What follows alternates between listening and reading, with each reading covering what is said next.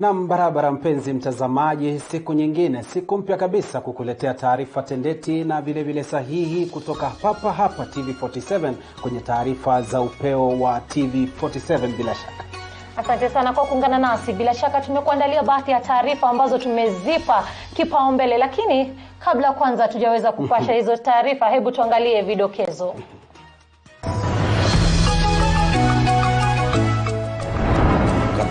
Kweli nyumba ilikuwa imechomeka kupita kiasi. Mtoto wa mwaka 1.5 achomeka nyumbani mwao katika hali ya kutatanisha. Serikali yatangaza rasmi kuwa mazishi ya mwenda zake Rais Daniel Toroitich Arap Moi yaratibiwa kufanyika Jumatano wiki ijayo. Na katika michezo tutakujuza kuhusu timu ya Victor FC ambayo inatumia dini kuondoa maovu ya jamii miongoni mwa vijana eneo la Kayole.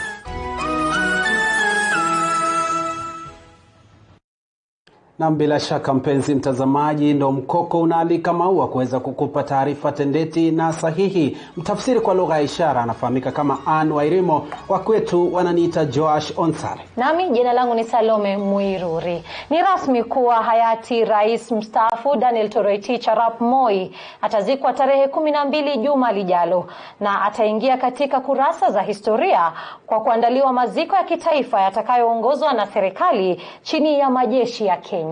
Mwenda zake Moi aliaga dunia tarehe 4 Februari mwaka huu katika hospitali ya Nairobi alipokuwa akipata matibabu. Swali kubwa ni je, ni yapi ufanyika kwenye mazishi ya kitaifa na ni akina nani hupewa mazishi haya? Hii hapa taarifa hiyo na mwandishi wetu Lydia Gasho. Mazishi ya kitaifa ni hafla ya umma ambayo huzingatia kanuni na mikakati thabiti.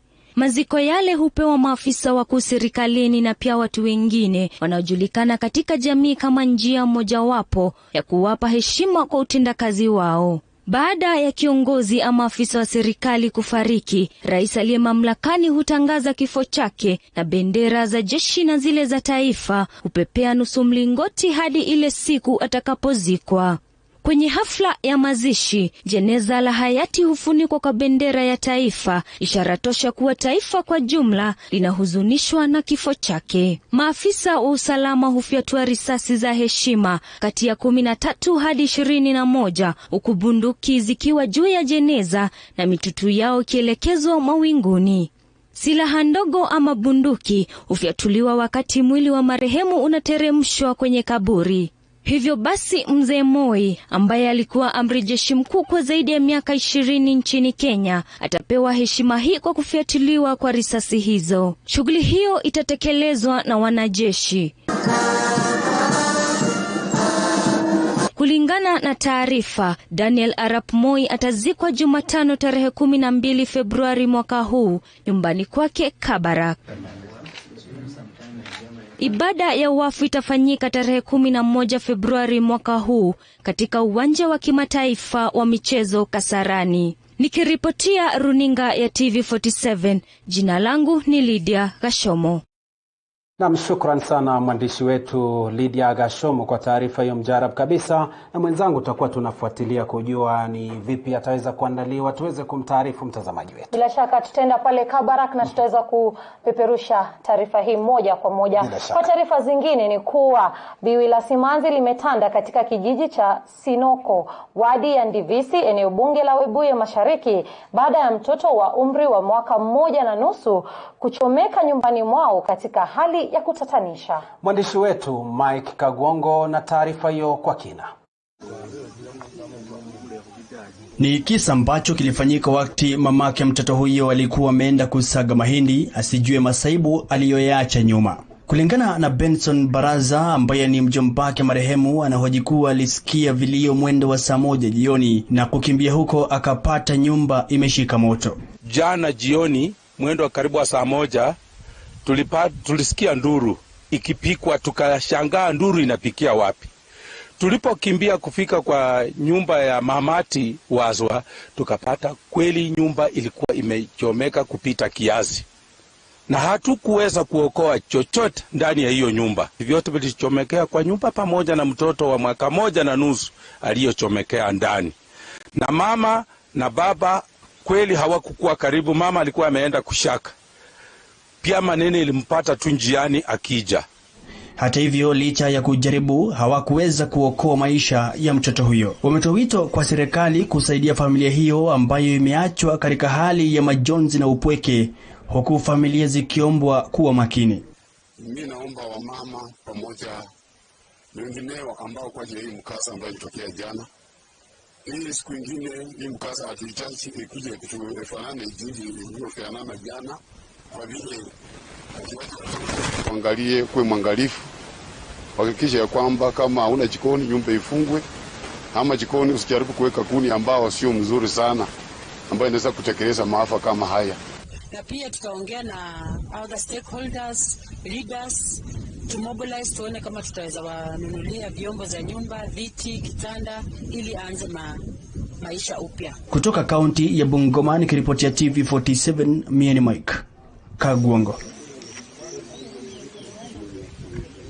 Na bila shaka ni mkasa ambao unahuzunisha kweli kweli kumpoteza mtoto mdogo, lakini tunawaombea wale familia makiwa kwa wale ambao wameweza kumpoteza mtoto huyo. Tukizidi kusonga mbele ni kuwa Waziri wa Elimu Profesa George Magoha amesema zoezi la kuhakikisha 100% ya mpito wa wanafunzi kujiunga na kidato cha kwanza imefika 99%. Akizungumza mapema leo mjini Kisumu akiwa kwenye ziara yake, Magoha alisema wanalenga kuwanasua zaidi ya wanafunzi 10,000 waliokosa kujiunga na shule mbalimbali humu nchini. Aidha amesema walimu watapelekwa kila eneo humu nchini na serikali itazingatia usalama wao. Hii ni kufuatia kuondolewa kwa walimu eneo la Garissa kutokana na visa vya mashambulizi ya kigaidi. Waziri wa Elimu Profesa George Magoha amesema zoezi la kuhakikisha 100% ya mpito ya wanafunzi kujiunga na kidato cha kwanza imefikia 99%. Kwenye ziara yake mapema leo mjini Kisumu, Magoha amesema wanalenga kuwanasua zaidi ya wanafunzi 10,000 waliokosa kujiunga na shule mbalimbali humo nchini. We are looking for a number of 10,000 students who are scattered. They are mainly in Narok and Kajiado, in Embu, in Nyandarua, and Tana River. Otherwise, we are at 99%, which is thoroughly commendable for this effort. Told by the education head here, Mr. Chepkawai, that is looking for 213 children. I have now discovered 10 for him. He still has 200 to identify between tomorrow and Friday. Kuhusu swala la miundo msingi shuleni, Magoha amesema kuwa serikali inashughulikia kutatua swala hilo. The government of the Republic of Kenya is aware that after we place these children, then we are going to focus on the infrastructure, which we shall address together. We shall address it, and we shall address it together. No child will be sitting under a tree, even though His Excellency the President had said that it is better to sit under a tree. Aidha amesema walimu watapelekwa kila eneo humo nchini na serikali itazingatia usalama wao. Hii ni kufuatia kuondolewa kwa walimu eneo la Garissa kutokana na visa vya mashambulizi ya kigaidi. It is the government's policy that there are teachers everywhere in the country, and there shall be teachers everywhere in the country. Teachers will be posted to all parts of the country. Security will be provided for them. And we shall also demand that the locals from whichever part of the country take part in their security, full stop. Daniel Dembede, TV47, kaunti ya Kisumu. Asante sana kwa taarifa hiyo. Na sasa tuelekee katika kaunti ya Pwani, kaunti ya Mombasa, pale ambapo ofisi ya mwendeshaji mashtaka mkuu wa umma wakishirikiana na shirika la Haki Afrika wameandaa warsha ya siku moja iliyoleta pamoja vitengo mbalimbali vya serikali na taasisi za usalama. Hii ni kuweza kujadili na kupeana mikakati ya kudumisha usalama na kumaliza vitendo vya ukiukaji wa haki za binadamu katika ukanda huo wa pwani kunradhi, ambapo vimekithiri na kusababisha jamii kuanza kupoteza imani na idara za serikali. Mkurugenzi wa shirika la haki za binadamu Haki Afrika Hussein Khalid anasema wao kama shirika wamefanikiwa pakubwa kujenga uhusiano mwema baina ya maafisa wa serikali na jamii, japo visa vya ukiukaji wa haki za binadamu zimekithiri katika ukanda huu. Basically is to build faith in the justice system. I think particularly here at the coast there have been many complaints about justice actors, police, judiciary, probation services, prisons and all that. So the idea is actually to try and a pilot project to try and build faith in our system. We want our communities to feel that when they go to the courts, when they go to the police, when they go to any of these justice actors, that their issues will actually be addressed. Naye kamishna mkuu wa polisi ukanda huu wa Pwani Rashid Yakubu aliomba wananchi kusaidia serikali kumaliza tatizo sugu la ufisadi, kwani ndio chanzo cha matatizo yote kwa taifa la Kenya. Chanzo ya kila kitu ni corruption. Ikiwa tutamaliza corruption, kazi itakuwa, hakuna mtu atauawa, hakuna mtu atanyang'anywa shamba, kila kitu tayari sambamba. So please, mambo ya corruption tufanye nini? Tumalize. Na si ati police peke yake ama tume ya Kenya Anti-Corruption watazamaliza, hata sisi tumalize kitu. Naye jaji wa mahakama kuu ya Mombasa Eric Ogola alisema kupitia shirika la Haki Afrika wakazi wa ukanda huu wameanza kuelewa haki zao na wao kama mahakama watawahudumia wa Kenya kikamilifu. That there has been a renewed awareness in the coastal region about rights and human rights. And Haki Africa has championed this. And we are seeing that the office of the DPP is willing to support them, and we can expect that going forward we are going to reap the benefits of this collaboration. From the judiciary, we are willing to cooperate and serve members of the public judiciary. Huku mkurugenzi mkuu wa mashtaka ya umma Nurdin Haji akisema tatizo la ardhi ndio limechukua nafasi kubwa kwa matatizo ya wakazi wa ukanda huu kwa 44%, huku akieleza umuhimu wa warsha hii kwa ujumla kwa maafisa wa serikali na wananchi kudumisha ushirikiano mwema. So in essence, you can see that the biggest problem we are facing and conflicts that we are facing are land related. And it seems that this is exacerbating all the other threats and all the other crimes that we are facing. The government has adopted a multi-agency approach in investigation and prosecution of corruption, corruption being the biggest impediment in ensuring that justice is dispensed fairly. Indeed, the Honorable Attorney General is the convener of the multi-agency task team that brings together law enforcement agencies to develop strategies to combat complex and emerging criminal trends. Huenda matatizo yanayowakabili wakazi wa ukanda huu wa Pwani yakapata suluhisho baada ya warsha hii ya kutathmini utendakazi wa idara mbalimbali za serikali kufikia tamati, huku washikadau waliohudhuria wakisema wako tayari kufanya kazi kwa pamoja kumaliza matatizo haya katika ukanda huu wa Pwani. Mohamed Atib Abdallah kutoka kaunti ya Mombasa, nikiarifia TV47.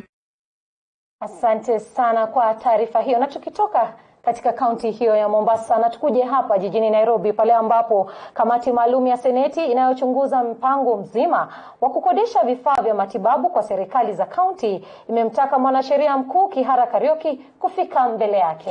Bila shaka atakapofika mbele yake atatakiwa kutoa mwanga kuhusiana na shughuli nzima ya kutupiliwa mbali kwa kandarasi ya shilingi bilioni 4.9 kwa kampuni ya Seven Seas. Dakika chache baada ya saa 4, waziri wa afya Cecily Kariuki alifika mbele ya kamati ya Senate inayochunguza mpango mzima wa kukodisha vifaa vya matibabu chini ya mwenyekiti wake Seneta Fatuma Dulo, akiwa tayari kujibu maswali kuhusu mpango wa kukodisha vifaa hivyo. Ila mambo yakabadilika baada ya kuelezea kamati hiyo kwa mwelekeo wa kufutilia mbali kandarasi hiyo ulitoka kwa mwanasheria mkuu Kihara Kariuki. The contractor must demonstrate why he thinks the government owes him nothing or anything due to the process that may have been followed. Number 2, the PS and I have nothing personal. This project was a worldwide project. process must be followed. It's as important as anything. And therefore the contractor playing politics with this project and drawing the persons of the peers and myself into this conversation, I think he needs to be held personally accountable and liable. Maseneta wakiibua maswali kuhusiana na sababu za kufutilia mbali kandarasi ya mfumo wa kuhifadhi data na ambao ulistahili kutolewa na kampuni ya 7Seas. Kariuki akieleza kwamba kulingana na maagizo ya mwanasheria mkuu hastahili kuzungumzia swala hilo mbele ya kamati hiyo. The House of Senate, rather Parliament is guided by the law and also standing orders in terms of how proceedings are supposed to be carried out between ourselves and relevant government agencies. Number 3, I think we don't have any evidence to show that the matter is actively actually investigated by CID, which was tabled before this committee. Utata huu ukiendelea, ni bayana kuwa huenda taifa likapoteza zaidi ya shilingi bilioni 3.4 ambayo ni sawa na 80% ya shilingi bilioni 4.9 kufuatia kufutiliwa mbali kwa kandarasi hiyo. The information that you have sought, we have recorded. The only other one that you indicate we may not need to come with at that point in time, I'll be tabling the letter from the DCI that is the basis of the investigation that I spoke about. Sasa kamati hiyo imemwalika mwanasheria mkuu Kiara Kariuki na waziri wa afya Cecily Kariuki kufika mbele yake Alhamisi wiki hii kutoa mwanga zaidi kuhusu swala hilo, kizingatiwa mpango mzima wa kukodisha vifaa vya matibabu umegumbikwa na madai ya ufisadi. That if this contract is terminated, he is actually obligated to get 80% of the contractual sum from the government, which is not small money. And I think all these, we need to look into it and see that government doesn't lose any money regarding this particular contract. Now, our direction is we have invited Attorney General to appear before us on 11. Siri baada ya siri zinaendelea kuibuka kuhusiana na mpango mzima wa kukodisha vifaa vya afya, sasa ikibainika huenda fedha zaidi zilipotea, huku wananchi wakiwa wanaendelea kudorora kuhusiana na masuala ya afya. Elizabeth Mutiku, TV47, majengo ya bunge. Bila shaka ni taarifa ya kuhuzunisha iwapo umma ama Wakenya wataweza kupoteza hela hizo. Bila shaka. Asante sana Liz Mtuko kwa taarifa hiyo. Kumbuka tunaweza wasiliana nasi. Tupigie simu, tuandikie jumbe zako, pia tufuate katika mitandao ya kijamii. Jina langu kwenye mtandao wa Twitter ni @salmuiruri na kwenye Facebook ni @salmuiruri, lakini pia tufuate @TV47. Bila shaka. Na bila shaka mpenzi mtazamaji, vile vile weza kuingia kwenye Twitter TV47KE, kwenye Facebook TV47 Kenya. Ingia kwenye Twitter yangu account ambayo ni @Josh Onsare. Vile vile tutumia rafa fupi kwa nambari ambayo iko kwenye runinga yako kwa 22047 na tutakuwa tunazisoma kadri tunavyozidi kusonga. Lakini kwa sasa tupunge unyunyu kwa kiduchu tu, tukirejea tutakuwa tunaangazia mengi zaidi. Bila shaka.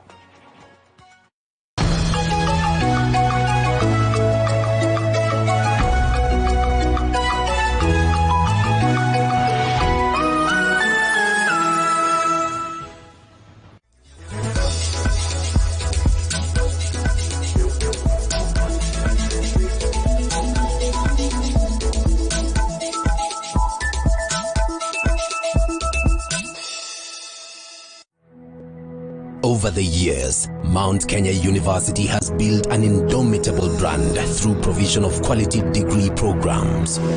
And now, MKU has embraced technical and vocational education and training through Equip Africa Institute, which is accredited by TVET Authority to offer certificate and diploma programs in hospitality, travel and tourism management, business studies, education, computing and informatics, engineering and social sciences. Intake is in progress.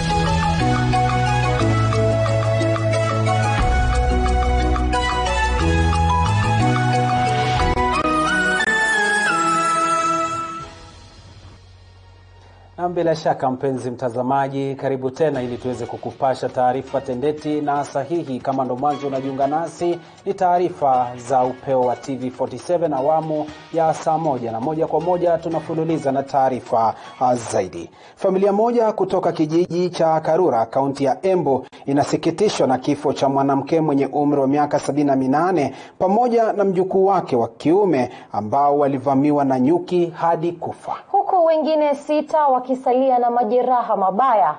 Ripota wetu Andrin Kilemi na taarifa hiyo.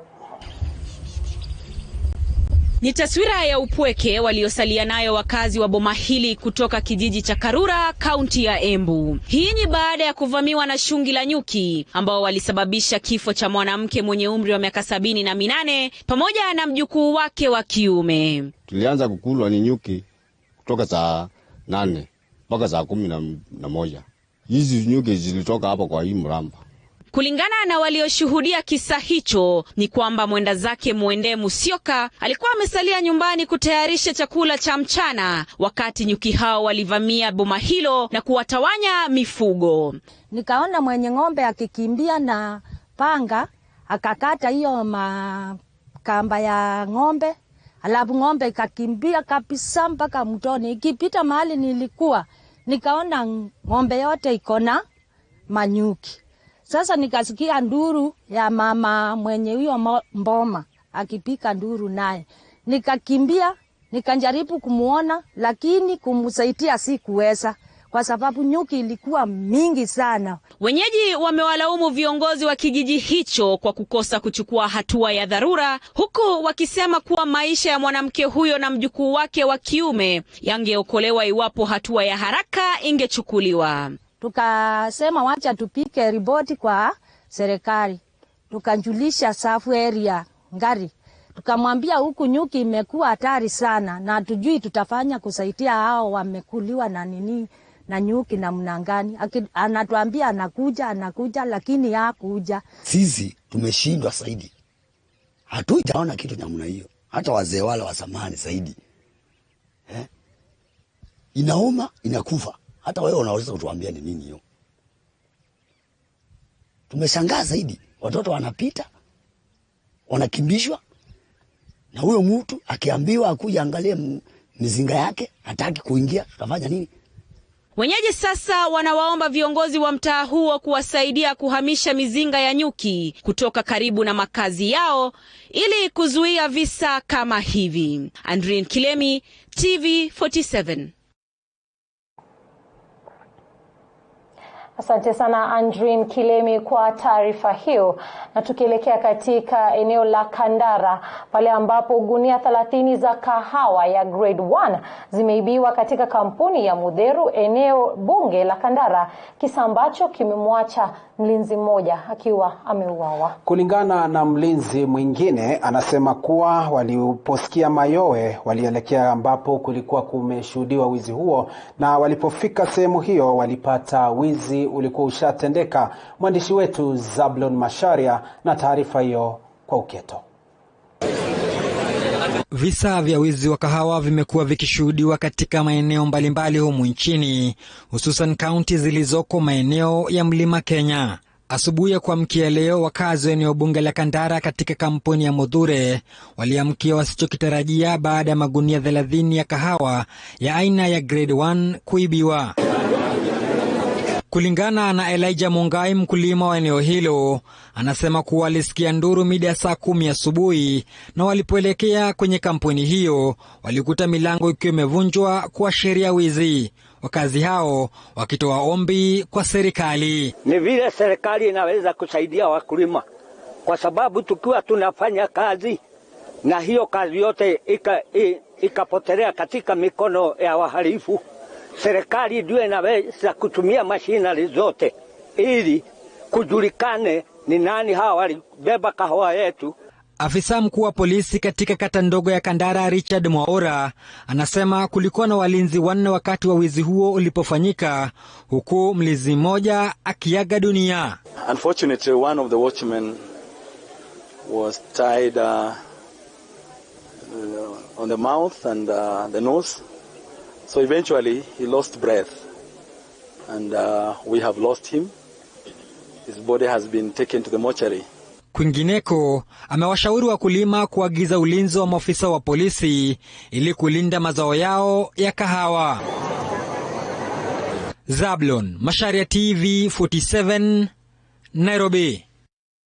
Naam, shukran sana mwandishi wetu Zablon Macharia kwa taarifa hiyo bora kabisa kutoka kule Murang'a. Tukizidi kusonga mbele ni kwa serikali ya kaunti ya Bungoma imeweza kuahidi kujenga hospitali ya kutibu maradhi ya selimundu almaarufu sickle cell anemia.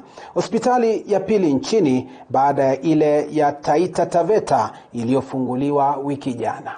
Hospitali hiyo inapaniwa kuwasaidia zaidi ya wagonjwa 5,000 kote nchini ambao wanaugua ugonjwa huo ambao unahusishwa pakubwa na upungufu wa damu.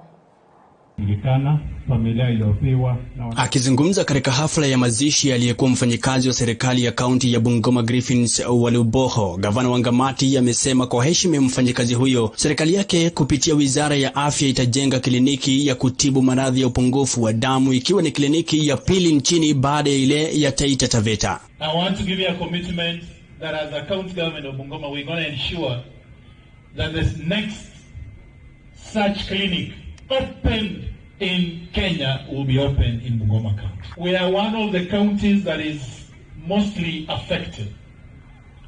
Na mimi, Bishop, I want to say here that we will move as fast as we can to ensure that hata kama tunajenga budget yetu in the next financial year ya 2020-2021 tuweke pesa so that we can set up clinic yenye tutaiweka in memory of grievance. Waziri wa afya katika kaunti ya Bungoma Anthony Walela kwa upande wake amesisitiza kuwa wizara yake kwa usaidizi wa serikali ya Wangamati ipo kwenye mikakati ya kumaliza ujenzi wa hospitali ya jumla ya vitanda 300 itakayowasaidia kina mama wajawazito. Hapa ukiangalia tunajenga maternity. Hiyo maternity Griffins wengi wata. Hiyo building inakuja juu kwa haraka. 300 bed maternity. We are building one of the largest maternity wing katika sehemu hii. We are building a 300 bed maternity wing. Hospitali yenye tuko nayo Bishop, the first time ilijengwa ilikuwa way back in 1952 with a maternity wing ya vitanda 252 peke yake. At that time population ya Bungoma way back in 1952 ilikuwa watu 1,500 peke yake. Saizi kulingana na census zenye metoka, population ya Bungoma County ni almost 1.8 million. Wangamati ameahidi kuwa ifikiapo mwezi Mei mwaka ujao barabara kuu inayojengwa kutoka eneo la Musikoma kwenda Kandui itakuwa imemalizika. Amesema wamekubaliana na mwanakandarasi mkuu wa Kichina anayejenga barabara hiyo na kwamba kufikia mwezi Mei mwaka ujao itakuwa imekamilika. Nataka kuambia wakazi wa Bungoma wote, when this dual road will be done, it will change the face of Bungoma forever. Itabadilisha the way Bungoma looks forever. Na Chinese wametuambia by next year April May dual itakuwa imetoka Musikoma imeenda mpaka Kandui.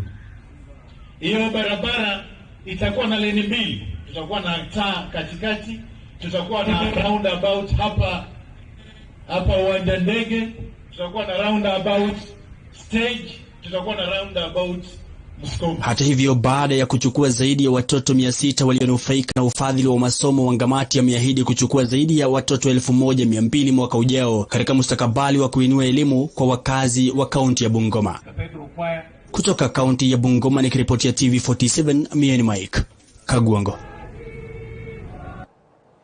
Na sasa kutoka kaunti ya Bungoma tuelekee katika kaunti ya Murang'a, pale ambapo wafanyikazi wa zamani wa baraza la miji kaunti ya Murang'a hii leo wamesherekea kupata vyeti vya kumiliki ardhi ambavyo wamekuwa wakivifuatilia zaidi ya miaka 10 sasa.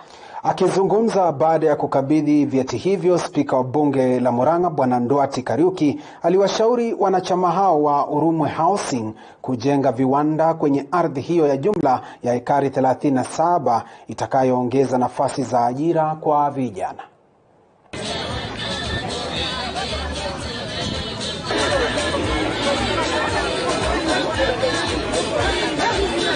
safari ilikuwa ndefu, tulikuwa tunatafutilia pesa za kulipia mwenye kutuuzia hii shamba, na Mwenyezi Mungu ametuwezesha tukapata title siku ya leo.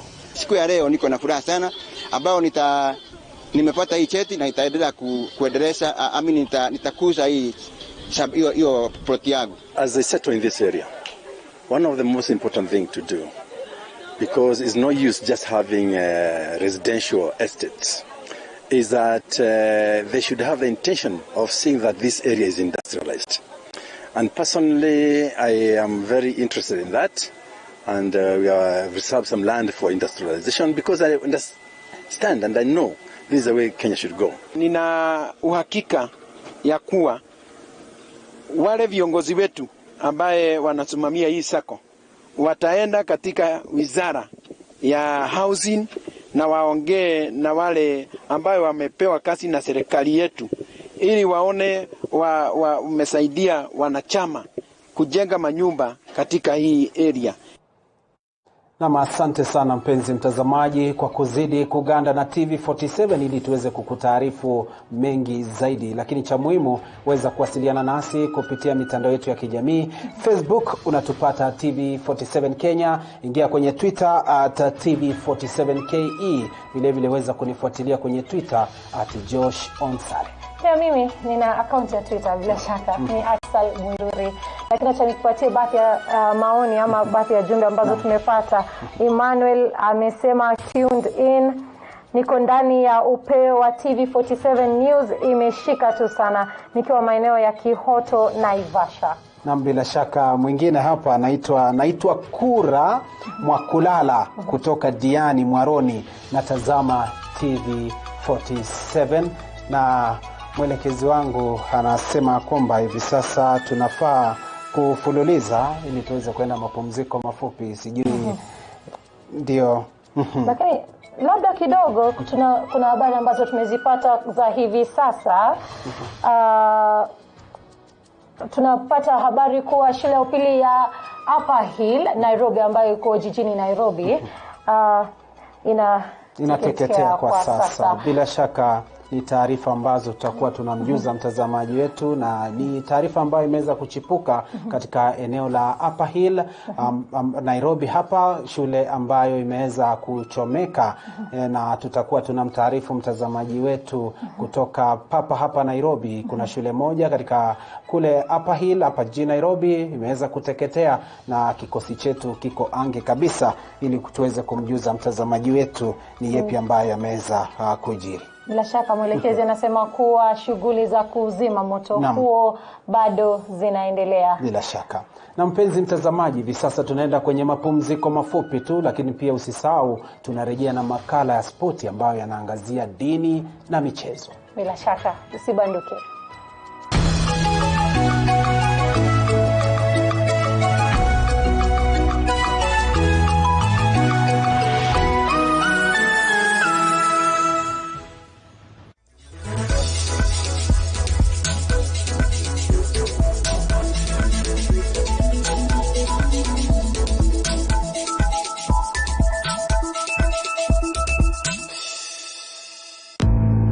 Welcome to Woodland Resort, where our key agenda is to provide comfort and elegance. We have spacious, well-appointed yet robust rooms designed to have a perfect view of the surrounding, offering a panoramic view of the countryside. It is family friendly with a detailed lounge area, kitchenette, bathtubs, and modern showers to create the home away from home feeling.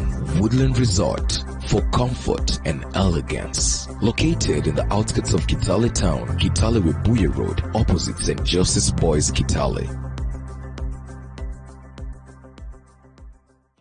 Welcome to the exciting world of M-Truck Solutions, your trusted provider for bulk SMSs. We also offer API integrations for all your communication and payment needs. We also provide you with tailor-made payment getaway solution to receive and disperse cash quickly, affordable and securely. Let us expand your reach and connectivity on USSD, SMS and voice today. Call us on 0723-030-030 or email hello@mtruck.limited.co.ke For more details, visit our website www.mtrucklimited.co.ke. Tarehe 23 Disemba mwaka 2019, msimu wa kwanza ukafika kilele.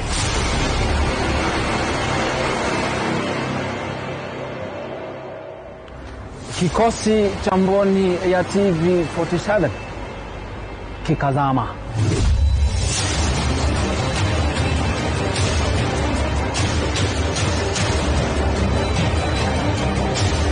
Lakini hakikuchoka.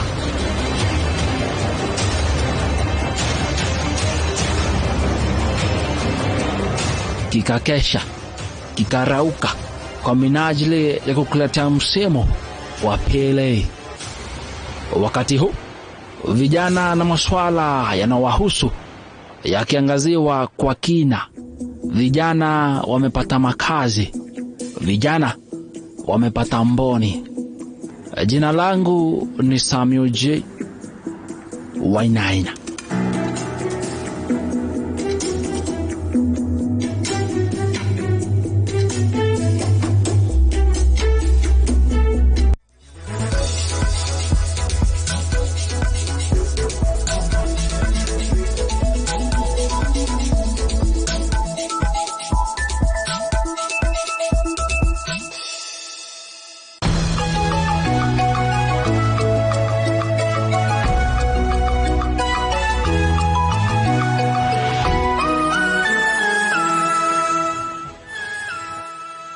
Na barabara mpenzi mtazamaji, karibu tena ili tuendelee kukupasha taarifa tendeti na vile vile sahihi. Ikiwa ndo mwanzo unajiunga nasi, ni taarifa za Upeo wa TV47 awamu ya saa 1. Taarifa za hivi sasa ni kwamba shule ya Upper Hill High School imeweza kuchomeka na shughuli za uokozi zinaendelea. Bila shaka tunaangalia katika mitandao ya kijamii. Shirika la Msalaba Mwekundu Kenya Red Cross liliweza kuandika kwenye mtandao wa Twitter, na aliandika kwa lugha ya King'eng'e na kusema kuwa Upper Hill High School in Nairobi on fire, efforts to put it out underway. Bila shaka shirika la Msalaba Mwekundu ni shirika ambalo limejulikana kabisa na masuala ya kudhibiti hali visa mbalimbali na visa kama mkasa wa moto. Ndio, na ikumbuko ya kwamba shirika hili liko katika mstari wa mbele kuhakikisha kwamba wale manusura labda ambao wameweza kuhusika wanakimbizwa katika hospitali zilizo karibu, na vile vile kuna wale ambao wanashughulikia masuala haya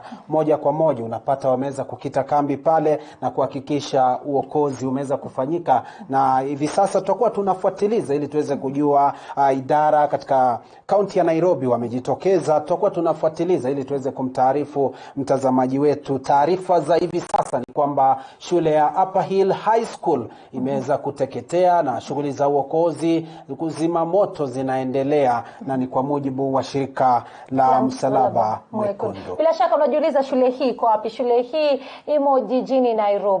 Ni shule ambayo inaweza kufanya vyema zaidi miongoni mwa shule ambazo ziko katika kaunti ya Nairobi.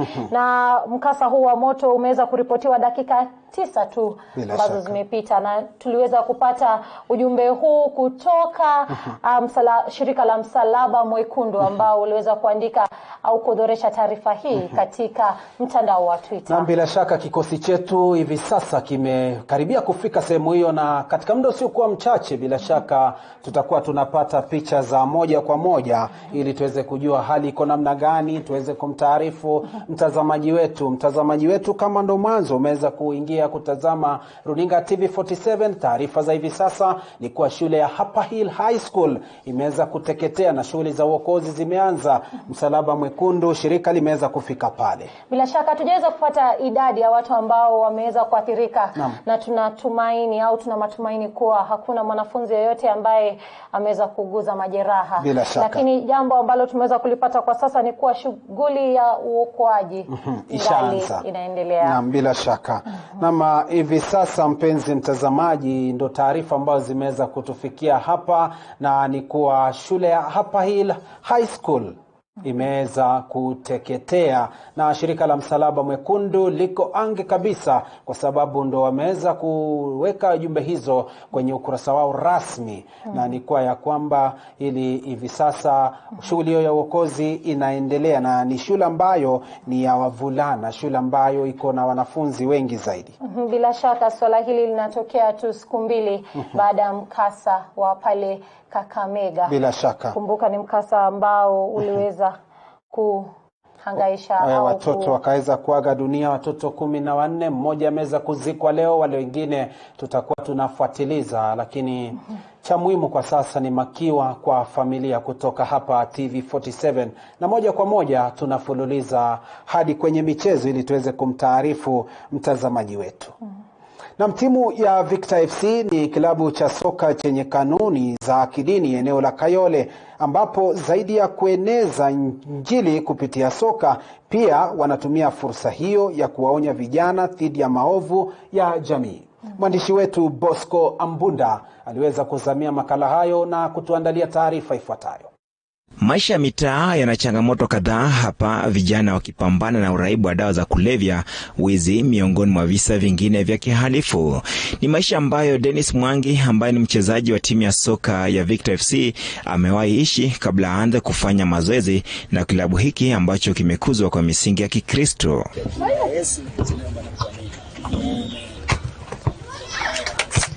Victor FC ni klabu cha soka cha mtaa wa Kayole Junction, eneo la Kayole, ambacho kulingana na Peter Maidhia, ambaye ni kasisi wa kanisa la Gospel Victory Church ambalo linamiliki klabu hiki, wanakitumia kama njia mojawapo ya kusambaza injili ya Kristo. Kama kanisa tunawafikia hao vijana katika hali ya kiroho, nao tunawafunza maadili ya Mungu, nao wenyewe wanaendelea na kucheza. Hawana wakati mwingine wa kuwaza kuingia katika mandawa ya ulevya, hawana ingine ya kuingia katika vile vijana wanaingia katika mambo mabaya ya wizi na vitu kama zile. Mwangi, ambaye kila siku anaazimia kuimarisha uhusiano wake na Mungu, anakumbuka kipindi alichowahangaisha wakazi wa Kayole kutokana na tabia aliyokuwa nayo ya utumiaji dawa za kulevya na wizi. Pale Njiru tu pale juu tumetulia, ikakuwa leo manzi, leo tunafaa tuende mziki, hatuna doa kwenda mziki. Ikakuwa lazima tuitafute na hiyo usiku.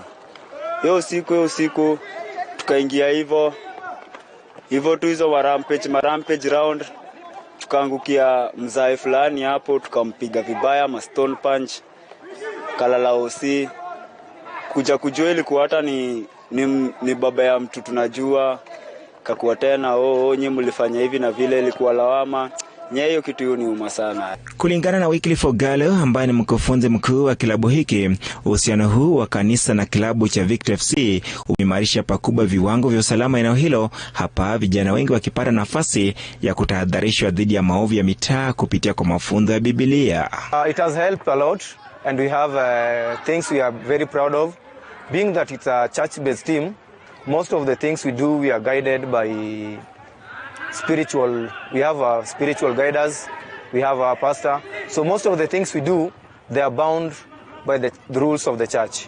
So for an instance, when we go for our matches, we need to hold ourselves in good conduct. We need to relate well with others, being that it's like we are representing Christ, but in the field. Kilabu hiki hufanya mazoezi yao kila siku ya wiki kuanzia saa 10 jioni kwenye uwanja wa Chemichemi eneo la Kayole, na msimu jana walitawazwa mabingwa wa ligi ya gatuzi dogo la Nairobi na kumaliza katika nafasi ya pili kwenye ligi ya gatuzi la Nairobi. Kwa sasa wapo katika nafasi ya 10 kati ya timu 20 zinazoshiriki ligi ya eneo la Nairobi wakiwa na alama 14.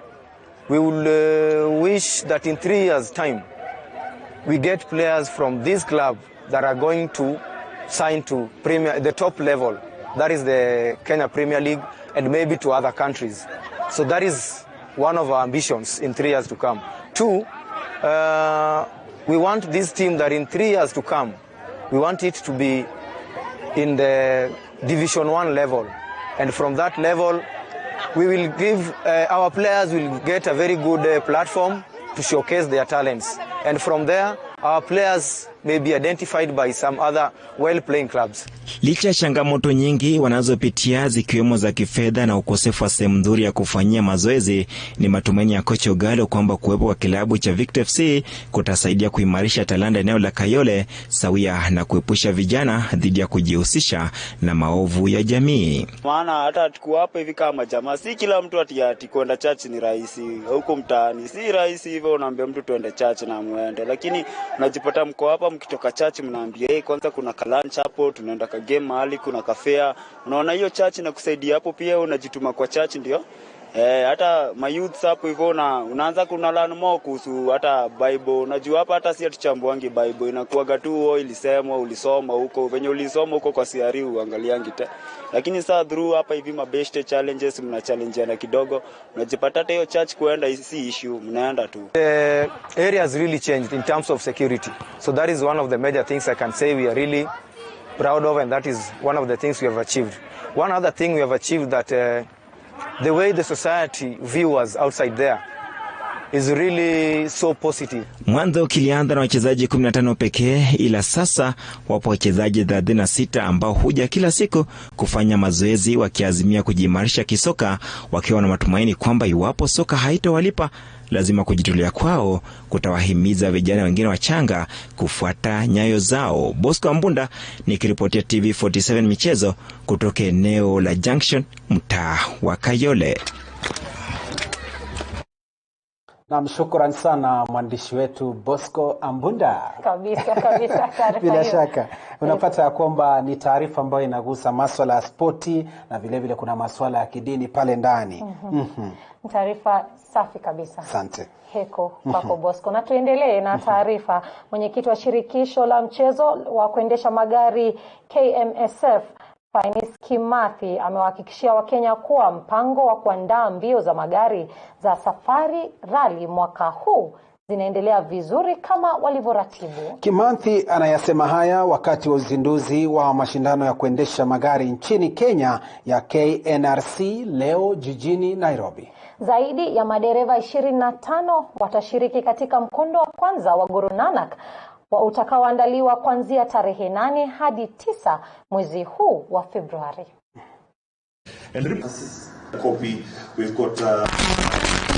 Narrative that safari or motorsports is an elitist event is very, very narrow. And I say this with a lot of respect. Because if you understand what sports is all about, sports is not just about the competitors.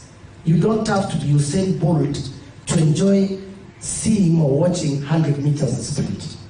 You don't have to be Lewis Hamilton to be part of Formula One. Let us start there. Now, even if our young boys who grew up in the village where I grew up without shoes cannot drive those cars today, it does not mean that they cannot be part of the safari. Every sport has got competitors, spectators, officials, fans, and so on. That is what forms the safari. Na bila shaka mpenzi mtazamaji, tukizidi kusonga mbele ni kuwa mwenyekiti wa klabu cha Nairobi Stima Johnston Sakwa ameteuliwa kama mwenyekiti wa ligi ya daraja la pili NSL katika uchaguzi ulioandaliwa leo kwenye makao makuu ya shirikisho la soka nchini FKF jijini Nairobi. Wengine walioteuliwa kwenye uchaguzi huo ni mwenyekiti wa klabu cha Nairobi City Stars Patrick Koril ambaye atahudumu kama naibu mwenyekiti. Geoffrey Misango ambaye ni katibu wa klabu cha Bidco United ameweza kuteuliwa kama katibu katika ligi hiyo.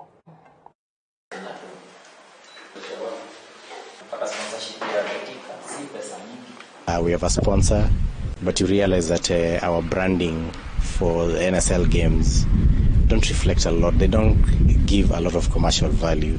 Those are some of the things we've discussed, and we've put a committee in place to have a look at how we can present our league better, to give it a commercial touch where it can be attractive for would-be sponsors to come in. Product is nice, so we are urging any well-wisher sponsors can come on board and join us and help us at least develop football in Kenya, East Africa and Africa in general, and basically globally. Na bila shaka mwenzangu Salome, tunatumai kwamba timu ambayo ama viongozi ambao wameweza kuteuliwa watakuwa viongozi ambao wanapeleka ligi hii ya daraja la pili NSL mbele. Bila shaka ni taarifa safi kabisa, lakini ile ambayo imenifurahisha kidogo ni mashindano ya magari. Nakumbuka safari rally. Nilikuwa napenda sana kutazama. Aswa ikumbuko ya kwamba hivi sasa tukiendelea kumwomboleza mzee Moi, ikumbuko ya kwamba alikuwa anapenda safari rally sana. Bila shaka. Naam. Asante sana kwa kutazama Upeo wa TV47. Bila shaka. Na hivi sasa mjadala huu wa taarifa hizi na zingine tuzipeleke kwenye mtandao yetu ya kijamii Facebook TV47 Kenya, ingia kwenye Twitter @TV47KE. Vile vile weza kuingia kwenye tovuti yetu maridadi kabisa ambayo ni www.tv47.co.ke, na vile vile weza kuingia kwenye Twitter akaunti yangu @JoshOnsare. Bila shaka, na akaunti yangu ya Twitter ni @salmuiruri, na pia kwenye mtandao wa Facebook ni @salmuiruri. Kumbuka aliye katika meza yetu ya lugha ishara ni Ann Wairimo. Wakwetu wananiita Josh Onsare. Nami jina langu ni Salome Muiruri. Wakati mwema.